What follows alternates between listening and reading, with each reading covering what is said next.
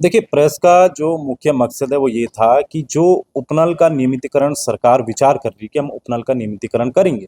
तो उसको लेकर जो है आज की हमारी प्रेस कॉन्फ्रेंस थी, क्योंकि उपनल का जो मुख्य उद्देश्य था वो ये था कि जो हमारे प्रदेश के पूर्व सैनिक हैं, जो उनके आश्रित हैं, उनको इसमें जो है लगाया जाए।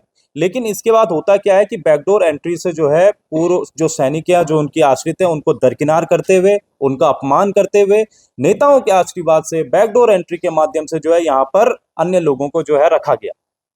सवाल ये उठता है कि जब अगर आप उमा देवी वर्सेस कर्नाटक सरकार का जो सुप्रीम कोर्ट में था कि 5 जजों की बेंच ने जो ऐतिहासिक निर्णय दिया था, उसमें यह कहा गया था कि साल 2006 में इनका एक ऑर्डर जारी किया गया था कि एक बार जो है उपनल कर्मी हो, संविदा हो या फिर आउटसोर्स हो, उनका एक बार जो है सेटलमेंट कर दिया जाए। ये सेटलमेंट भी जो है उत्तराखंड सरकार ने साल 2016 में एक तरह से कर दिया था, उस ऑर्डर के पश्चात, 2006 के ऑर्डर के पश्चात।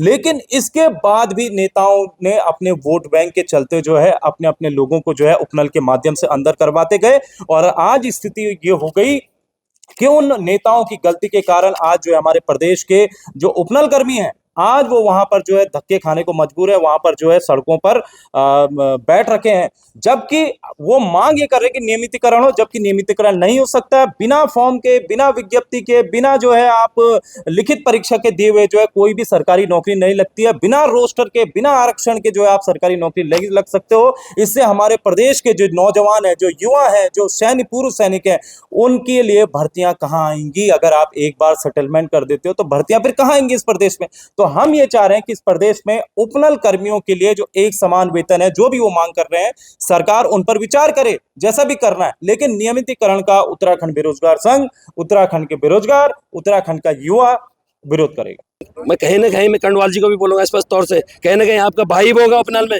कहीं ना कहीं आपका चाचा ताऊ का लड़का भी होगा उपनल में, तो आप वो अनर्थ मत लीजिए। वो ये अनर्थ हो जाएगा अगर आप जो है जय या माने न्यायालय जाइए। अगर आपको लगता है कि हम वैसे आए हैं बगैर चयन के आ रहे हैं, आप जाइए, आप स्वतंत्र हैं। जब माननीय सुप्रीम कोर्ट ने हमें ये यस कर दिया है, माननीय हाई कोर्ट ने हमें यस कर दिया है, सरकार की रिव्यू पिटीशन खारिज होगी, आज सरकार के आला अधिकारी कंटेम्प्ट में है, आप कैसे सिद्ध कर देंगे कि हम इनलीगल लगाएं? तो मैं उनसे निवेदन करूंगा कि आपकी लड़ाई सरकार से है, आप हम हमारे बीच बताइए। हम अपने हक, अपनी मांग जो माननीय हाई कोर्ट, माननीय न्यायालय ने हमें सिद्ध कर दिया है कि नहीं, इन लोगों का रेगुलेशन पॉलिसी होनी चाहिए, इनका नियमितीकरण होना चाहिए, इनका GST नहीं कटना चाहिए। तो आप कौन होता तय करने वाला है? इसका मतलब आप कोर्ट से ऊपर हो गए। मैंने शुरू से कहा था कि हम अब ये तो हमारे भविष्य के साथ खिलाड़ कर रहे हैं। मैं नहीं कहता हूँ कि उन बच्चों के साथ खिलाड़ करें। भाई हमने भी विभाग में अपनी जो हमने तब तैयारी करनी थी, जब हमने टेस्ट निकालना, पेपर निकालना था, तब तो हम विभाग की सेवा कर रहे थे ना।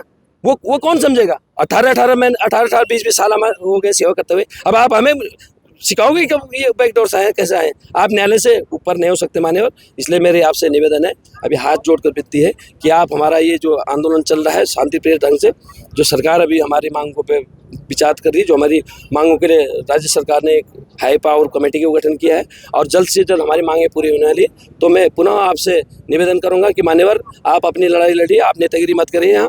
और कर्मचारियों के बीच अगर ये आक्रोश फैल गया तो आप चाहते हैं कि इस प्रदेश में फिर वो जैन जी शुरू करना चाह रहे हैं क्या?